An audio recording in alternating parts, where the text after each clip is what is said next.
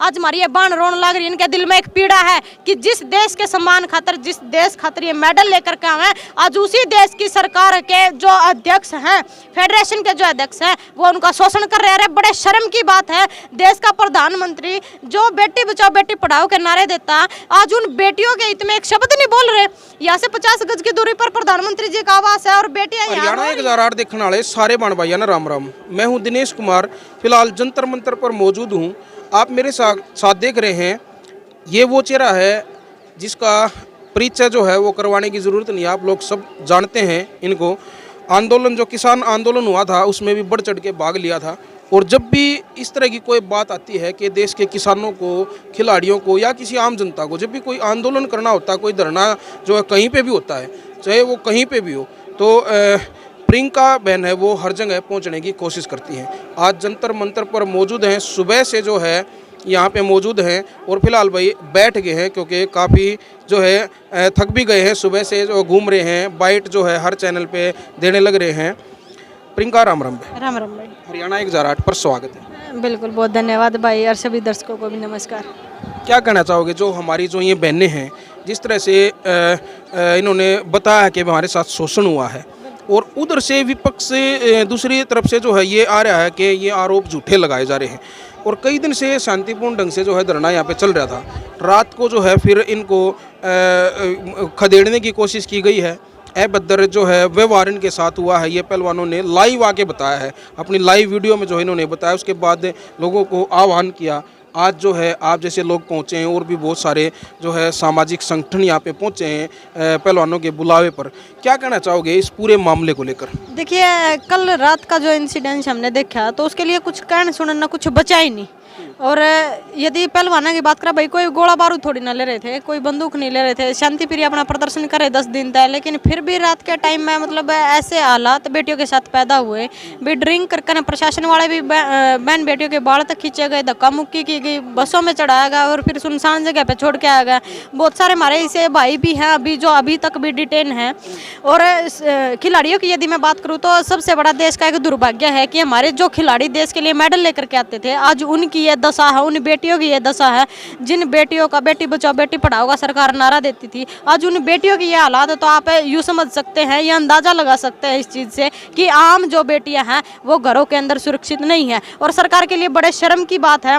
और ब्रजभूषण जी जो फेडरेशन के अध्यक्ष है वो बेटियों को झूठा साबित कर रहे। मैं जवाब देना चाहूँगी इस चीज़ का, जो वो कह रहे हैं कि भाई ये झूठे हैं, चेहरा चमकाने की कोशिश कर रहे हैं, कुछ विपक्षी पार्टियों द्वारा यहाँ बैठाए गए हैं। तो मैं ब्रजभूषण सिंह जी को ये कहना चाहती हूँ कि यदि ये झूठे हैं तो आप सरकार में हैं, 6 बार आप सांसद रह चुके हैं, आप अपनी सरकार से बोलिए कि वो निष्पक्ष जांच करें और FIR दर्ज करके निष्पक्ष न्यायिक प्रक्रिया द्वारा निष्पक्ष जांच करें। पता चल जाएगा, दूध का दूध और पानी का पानी हो जाएगा कि ये झूठे हैं या आप झूठे हैं।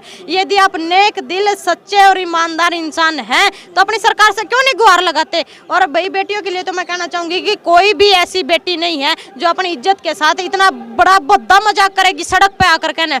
यदि इन चीज़ों से सरकार को यूँ लगता है कि भाई ऐसे भद्दे जो शोषण का आरोप लगा कर कहना ये बेटियां चेहरा चमका रही हैं, तो किसी मंत्री MLA की बेटी है, ब्रजभूषण सिंह का यदि कोई बेटी है तो उसको रोड पर लेकर के आइए और चेहरा चमकाने के लिए अपनी बेटी को आगे कीजिए, ऐसी प्रतिक्रिया उनसे दिलवाइए, फिर पता चल जाएगा। एक बार अपनी छाती पर हाथ धर कर देखिए जो से मंत्री MLA हैं कि कल ना तारी बेटी के साथ यदि ये हालात हो। आज हमारी ये बाण रोने लग रही है। इनके दिल में एक पीड़ा है कि जिस देश के सम्मान खातर, जिस देश खातर ये मेडल लेकर के आए, आज उसी देश की सरकार के जो अध्यक्ष हैं, फेडरेशन के जो अध्यक्ष हैं, वो उनका शोषण कर रहे हैं। बड़े शर्म की बात है, देश का प्रधानमंत्री जो बेटी बचाओ बेटी पढ़ाओ के नारे देता, आज उन बेटियों के हित में एक शब्द नहीं बोल रहे।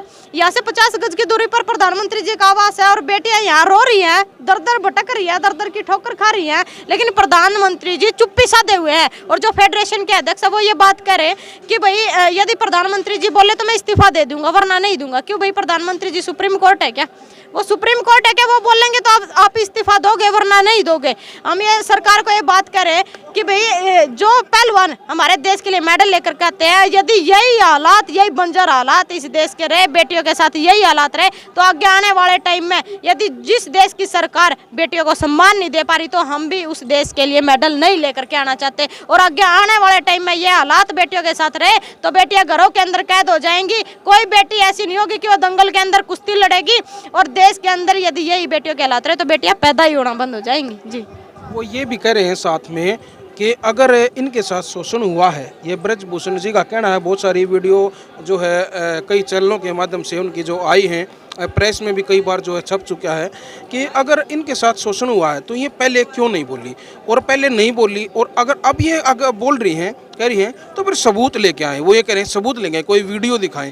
क्या कहना चाहोगे, क्या कोई बहन बेटी जिसके साथ शोषण हो रहा है, वो कभी किसी मौके पे उसके साथ शोषण हो रहा है, तो क्या वो वीडियो बनाएगी, क्या वो उन चीज़ों के सबूत इकट्ठा करेगी? क्या कहना चाहोगे? देखिए यही स्थिति तो समझने की जरूरत है। वो ये चीज कह रहे कि पहले क्यों नहीं बोली? भाई गरीब किसान मजदूर का बालक है जो दंगल में जाकर कुश्ती लड़ा है, कोई मंत्री एमएलए सांसद का बेटा नहीं है जो दंगल में जाकर ना कुश्ती लड़ा है। और भाई अपने घर का एक गरीब किसान मजदूर है ना, अपने घर का नाश करके ना, और जब एक पहलवान तैयार करा जावा, वो पहलवान तैयार ना होता। भाई जो पहलवान तैयार हो जावा तो कहीं ना कहीं हमारी बाणा का अंदर में ये डर भी था कि भाई घर फूक रखे यार, एक पहलवान जब तैयार कर रखे है तो ये तारी जिंदगी ना बर्बाद कर देगा यदि इसके खिलाफ कोई आवाज उठाई। और भाई यदि आवाज उठाई, बंद कमरे में जो भी शोषण होता वहाँ कोई कैमरे नहीं लगे होते, वहाँ कोई कैमरे नहीं लगे होते, लेकिन आप जांच करवाइए, नार्को टेस्ट करवाइए, पता चल जाएगा आपको कि क्या सच है और क्या गलत है। और ये बात वो कह रहे हैं कि भी शोषण कर रहे थे, पहले आवाज क्यों नहीं उठाई? भाई पहले ये करियर खराब कर देते, अब उठा दी तो अब कौन सा सरकार ने सुनाई कर ली इस चीज की?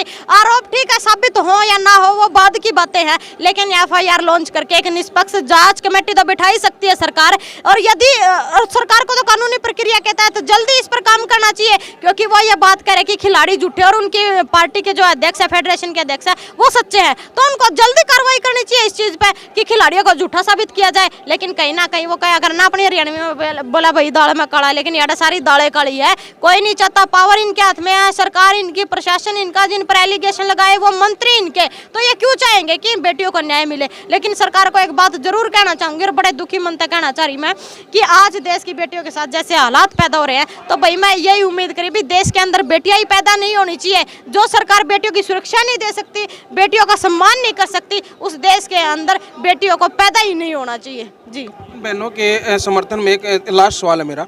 इन बहनों के समर्थन में DU में जो प्रदर्शन जो किया जा रहा था हमारी बहनों के द्वारा, कल वहाँ पे भी जो है बहुत ही अभद्र जो है व्यवहार जो है किया गया है। ऐसी वीडियो सामने आई हैं जो अपने आप में शर्म से जो है वो सर झुका देने वाली वीडियो है कि देश की बेटियों के साथ ये कैसा व्यवहार हो रहा है। उनको घसीटा गया है पुलिस प्रशासन के द्वारा और कुछ वहाँ के मौजूदा जो व्यक्ति हैं उनके द्वारा उनको घसीटा गया है। बिल्कुल, वहाँ के भी हालात आपने देखे, हमने भी देखे मीडिया के थ्रू, लेकिन कल रात के ही आप एग्जैक्ट टाइम के हालात ले लीजिए कि कल क्या हालात थे बेटियों के साथ। कल भी यही हालात थे।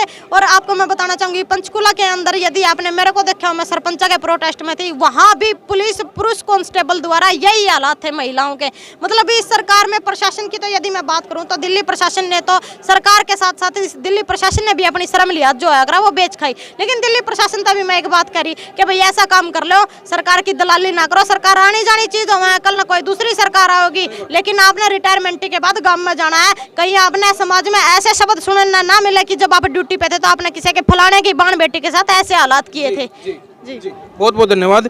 ये थी हमारे साथ है प्रियंका बहन, जो हर बार देश के ऐसे जो मुद्दे होते हैं, जो संवेदनशील मुद्दे जो भी होते हैं, चाहे वो किसान आंदोलन था या फिर पहलवानों का जो आंदोलन है, खिलाड़ियों का आंदोलन है, या फिर कोई आम जनता का कोई आंदोलन होता है, हर बार अपनी आवाज़ जो है वो रखती हैं, अपने विचार जो रखती हैं।